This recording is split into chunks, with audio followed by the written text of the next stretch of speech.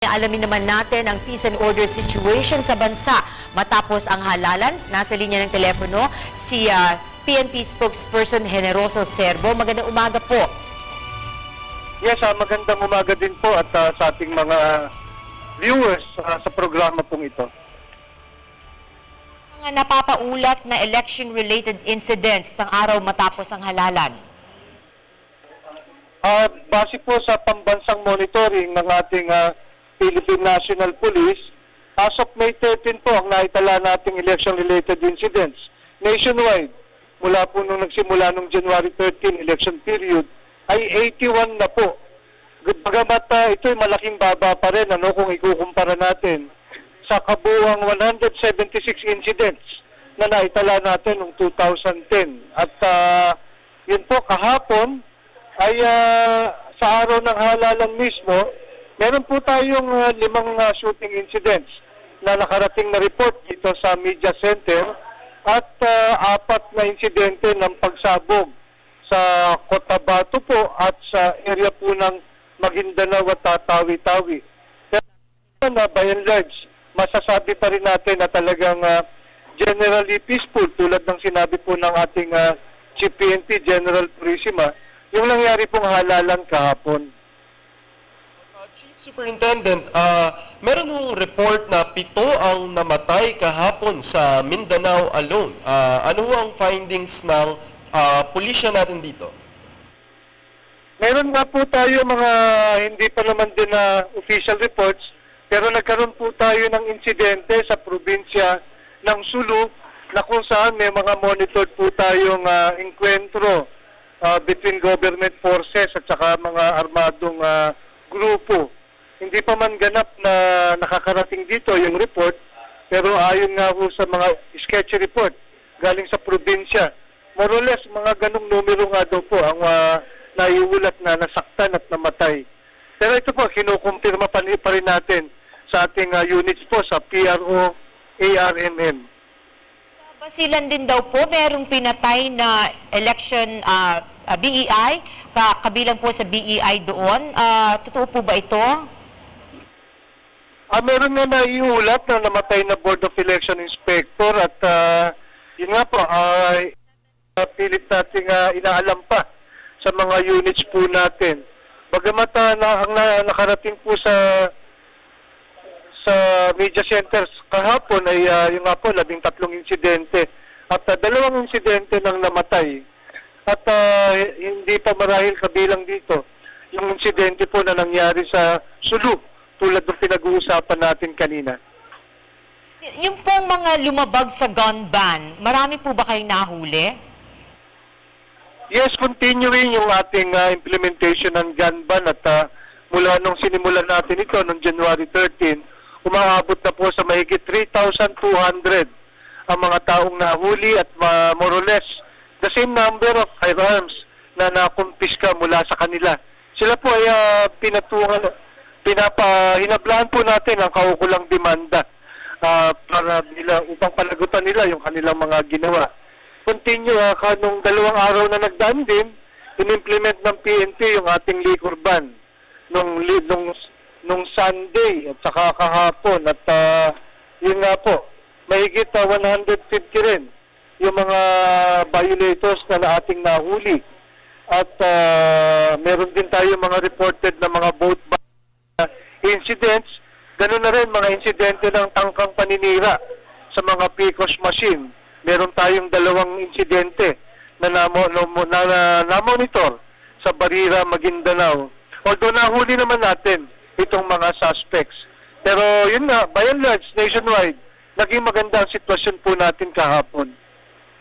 Chief Superintendent, kahapon din ay kinumpiska ng PNP ang ilang high-powered firearms na meron daw sa possession ni Senator Bong Revilla. Ano ang updates tungkol dito? Yes, kahapon po kasi ng madaling araw, may nag-report po sa ating Cavite PPO ng mga presence ng mga armadong kalalakihan. Malapit po sa bahay ni Senator Revilla sa Bacoor, Cavite. Nag-responde po ang ating mga pulis at mayroong 6 na kalalakihan ang inimbita nila at yun po, nakitaan nila ng dalawang caliber pistol ng baril.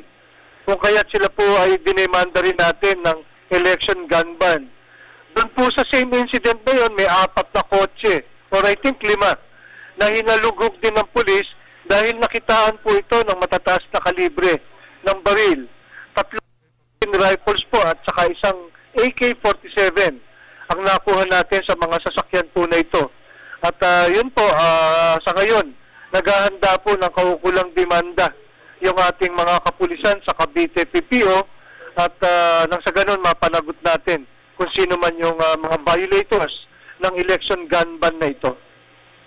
Kung kayong na-mention kanina na meron kayo hinuli na nagvo-vote buying, saang mga lugar po ito? At saka yung mga hinuli niyo po, mga supporters lamang, walang kandidato? Well, ito yung mga iba't ibang insidente na na-monitor natin nationwide. At yun nga, kung di ako nagkakamali, 4 ang insidenteng nakarating sa amin relative to vote buying. Ito yung mga sumbong na inaksyonan naman ng mabilis ng ating Philippine National Police. At yun po, ang magiging role ng PNP rito ay ihanda yung mga kaukulang demanda, ipunin yung mga ebidensya at kunin yung mga testimonya ng mga tumatayong testigo. At marami rito ang hahablahan natin, of course, dito, yung mga direkta na nag-a-attempt o gumagawa ng pagbili ng boto. Ito depende na lang kung saan, kung ano man ebidensya ang may establish ng ating kapulisan. May monitoring tayong ganitong nangyari sa area, I think, ng Cebu. Meron po tayong isang insidente at sa pagkakaalam ko sa ibang panig pa ng ating bansa.